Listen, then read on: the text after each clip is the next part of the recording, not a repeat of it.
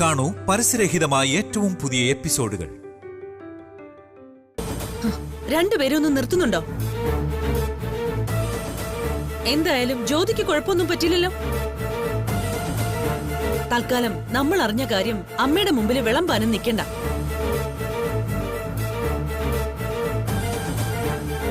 പിന്നെ ജ്യോതിക്കൊന്നും പറ്റിയില്ലല്ലോ എന്നോർത്ത് വിഷമിക്കണ്ട. സൂക്ഷിച്ചില്ലെങ്കിലേ നാളെ നമ്മളും സങ്കടപ്പെടും. നമ്മൾ എന്തിനും സങ്കടപ്പെടണം? ബുദ്ധിയില്ലാത്ത കഴുതേ. ഡിക്കെയോ ജ്യോതിയോ കൊല്ലാൻ കഴിയാതെ വന്ന ആ മൂർത്തിയുടെ അടുത്ത ലക്ഷ്യം പിന്നെ ആരായിരിക്കും? ആരാ?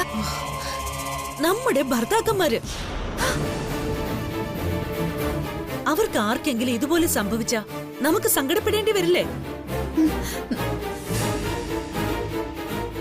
ഇന്ന് ജ്യോതിക്ക് നേരെ ഉണ്ടായ ആക്രമണം നാളെ ഗോകുലിനോ ബാലുവിനോ ശ്രീയേട്ടനോ ഉണ്ടാവും. അയ്യോ, അങ്ങനെ പറയല്ലേ മായജി. എന്റെ ഗോകുലിന് എന്തെങ്കിലും സംഭവിച്ചോ പിന്നെ ഞാൻ ജീവിച്ചിരിക്കില്ല. അപ്പൊ അവനവന്റെ കാര്യം വന്നപ്പോ നൊന്തല്ലേ? ഇതുപോലെ തന്നെയാ മറ്റുള്ളവർക്കും, അത് മറക്കണ്ട.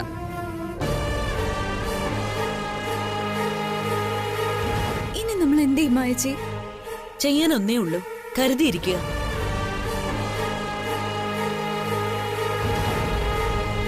പകയുടെ അടങ്ങാത്ത കനലുമായി അയാള് ഇനിയും വരും.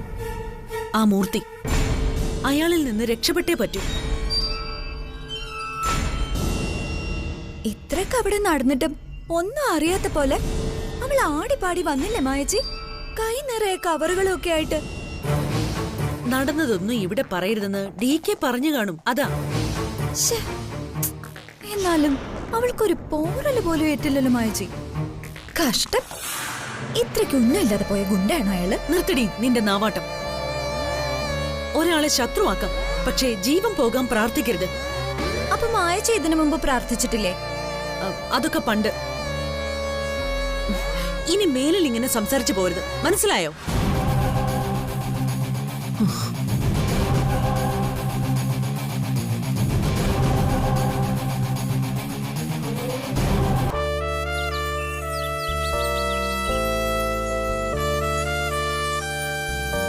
ഒരെണ്ണം കൂടെ വെക്കാം.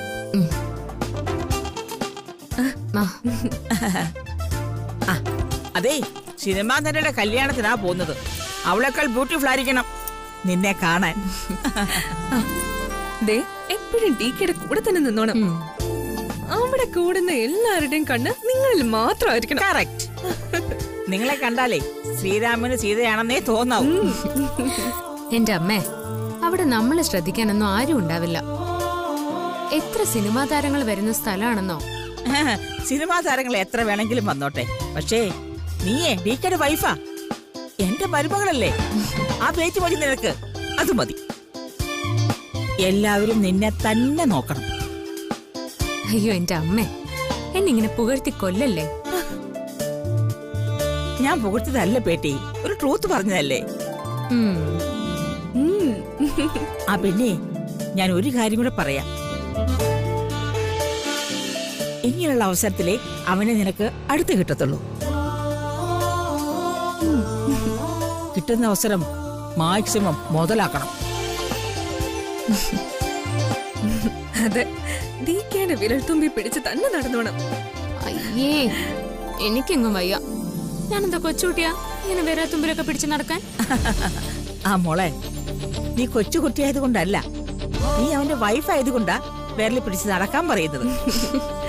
കല്യാണ സ്ഥലത്ത് അവന്റെ വിരലിനെ വിടാൻ പാടില്ല.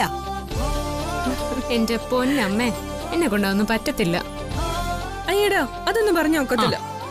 ഇന്നത്തെ ദിവസം ജ്യോതി DKയുടെ ഒപ്പം തന്നെ ഉണ്ടാവണം. അമ്മ പറഞ്ഞ പോലെ വിരൽ തുമ്പിന്നുള്ള പിടി ഒട്ടും വിടണ്ട. എന്തായാലും നിങ്ങൾ രണ്ടുപേരും പറഞ്ഞതല്ലേ, നോക്കട്ടെ.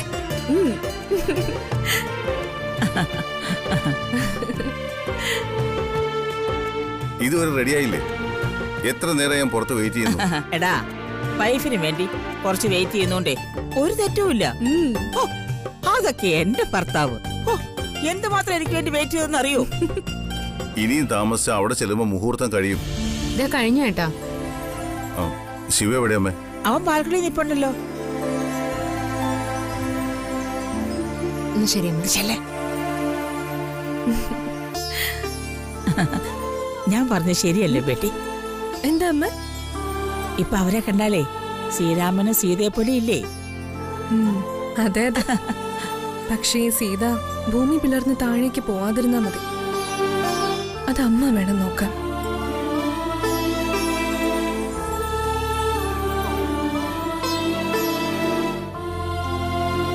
എന്റെ കൃഷ്ണ ഗുരുവായൂരപ്പ.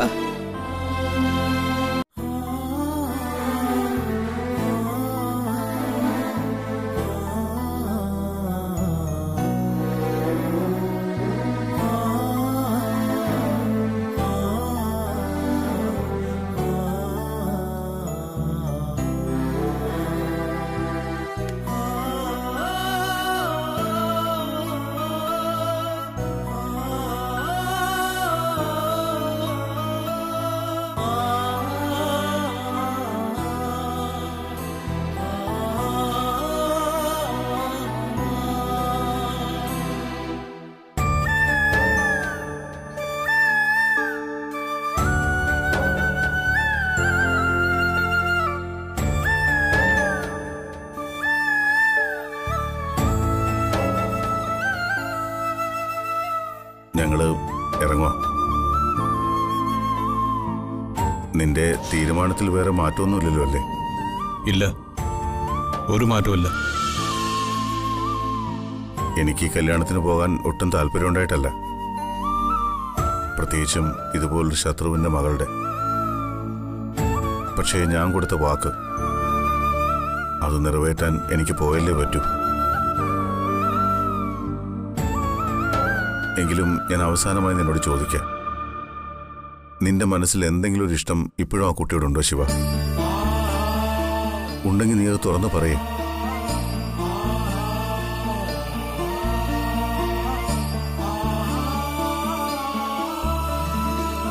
കുഴിച്ചു മൂടിയതൊന്നും കുഴി തോണ്ടി പുറത്തിടാൻ എനിക്ക് വയ്യേട്ട. നാളെ ഈ വീട്ടുമുറ്റത്ത് ഒരാൾ ഏട്ടനെയും വെല്ലുവിളിച്ചുകൊണ്ട് വരുന്നത് എനിക്കിഷ്ടമല്ല. അങ്ങനെ ഏട്ടന് വേണ്ടി നീ നിന്റെ ജീവിതം ബലിയടിക്കൊന്നും വേണ്ട. ആ പെൺകുട്ടി ചിലപ്പോ നിനക്ക് വേണ്ടി കാത്തിരിക്കുന്നുണ്ടാവും. എന്തോ എന്റെ മനസ്സങ്ങനെ പറയുന്നു. ഒരിക്കലും ഇല്ല ഏട്ടത്തി.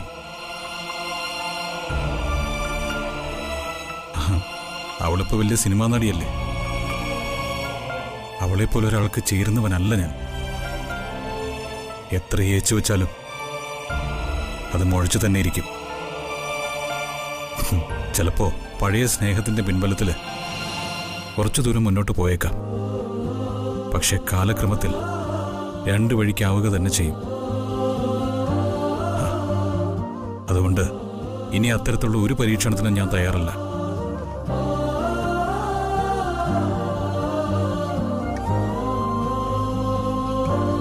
എനിക്കിപ്പോ അവളെ ഇഷ്ടവുമല്ല.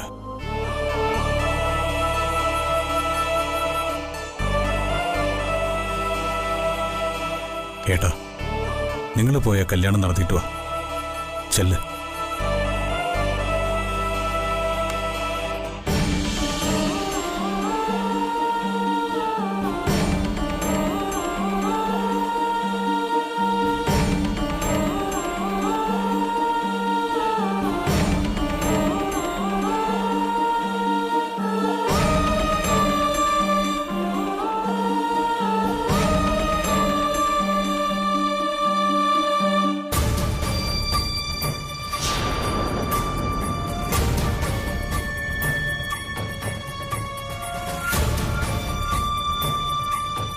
അവസാനത്തെ നിമിഷം വരെ നിന്നെ കണ്ടില്ലെങ്കിൽ ഞാനത് കഴിക്കും. ആ വിവാഹ മണ്ഡപത്തിൽ തന്നെ ഞാൻ മരിച്ചു വീഴും ശിവ.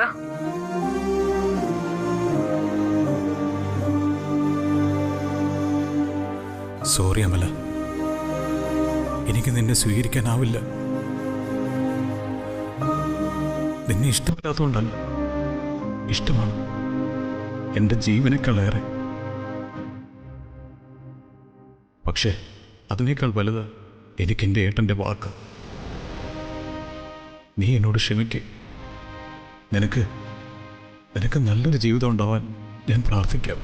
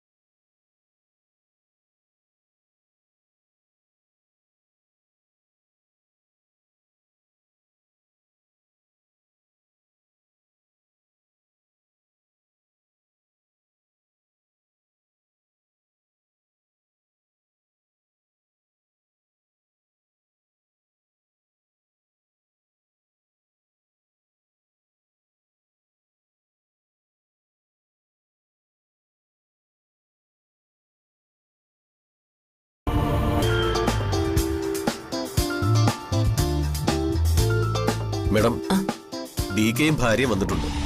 അവരെ ഇങ്ങോട്ട് വിളിക്കട്ടെ? ഇന്നത്തെ നമ്മുടെ വിശിഷ്ടാതിഥികൾ അവരല്ലേ തമ്പി? ഈ ഹിരൺമയി നേരിട്ട് തന്നെ ചെന്ന് അവരെ സ്വീകരിക്കുന്നതല്ലേ നല്ലത്? അതെ.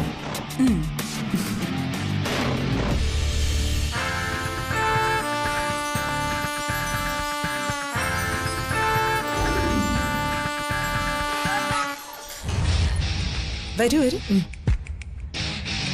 ഞാൻ കരുതിയത് നിങ്ങൾ എന്റെ ക്ഷണം നിരസിക്കുമെന്ന്.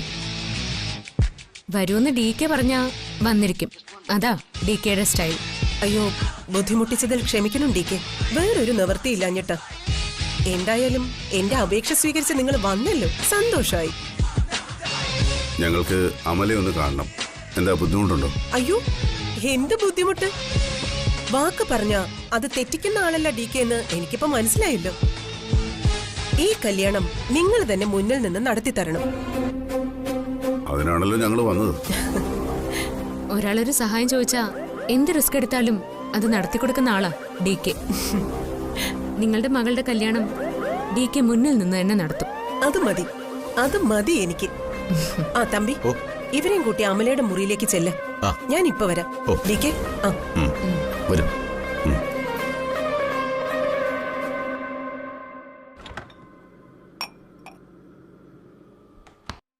മായച്ചി, DKക്ക് ഇതിന്റെ വല്ല ആവശ്യമുണ്ടോ? കല്യാണത്തിന് പോയതിന്റെയാണോ? അതൊക്കെ പോട്ടേന്ന് വെക്കാം. അതിന് ജ്യോതിയെ കെട്ടി എഴുന്നള്ളിച്ചോണ്ട് പോകേണ്ട വല്ല കാര്യമുണ്ടോ? അപ്പൊ അതാണ് ഈ നിരാശയ്ക്ക് കാരണം. ഇവള് പറഞ്ഞതിൽ എന്താ തെറ്റ്? ജ്യോതി അവിടെ ചെന്നിട്ട് എന്ത് ചെയ്യാനാ? കല്യാണത്തിന്റെ സദ്യയുണ്ട്, ഹായ് സൂപ്പർ എന്നും പറഞ്ഞു പോരാനാണോ? ഇപ്പൊ എനിക്കൊരു കാര്യം മനസ്സിലായി. രണ്ടുപേർക്കും അസൂയ തീരെയില്ല.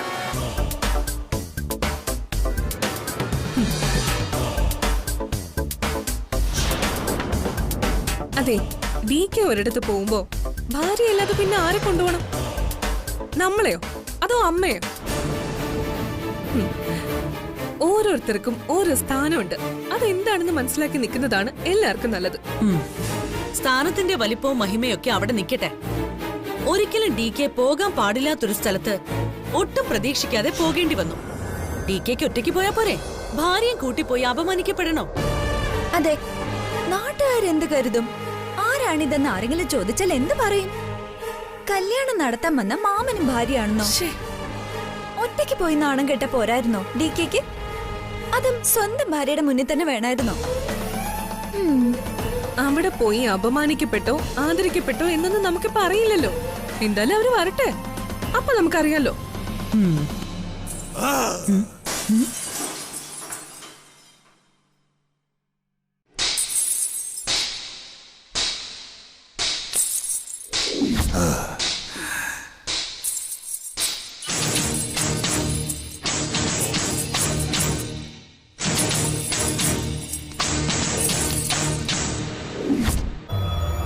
എന്താ SKയുടെ മുറിയുന്നാണല്ലോ.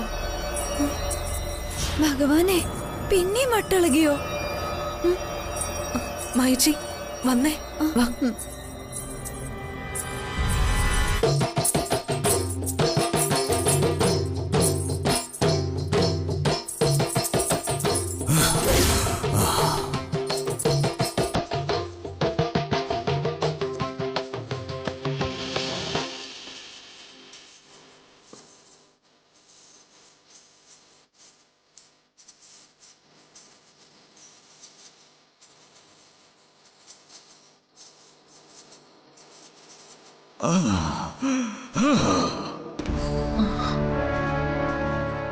അമ്മേ, എന്താ അമ്മേ?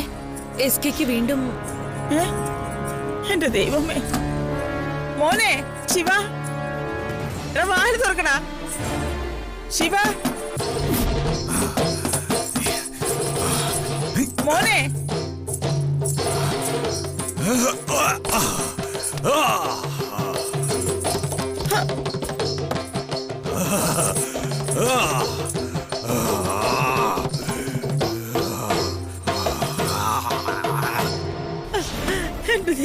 അമ്മേ, അമ്മേ, എടാ മോനെ ശിവ തുറക്കുന്നില്ലടാ.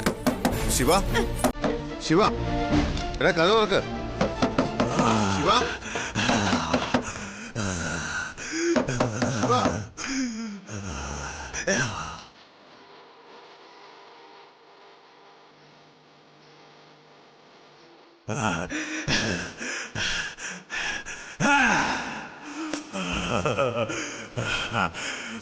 മോനെ അയ്യോ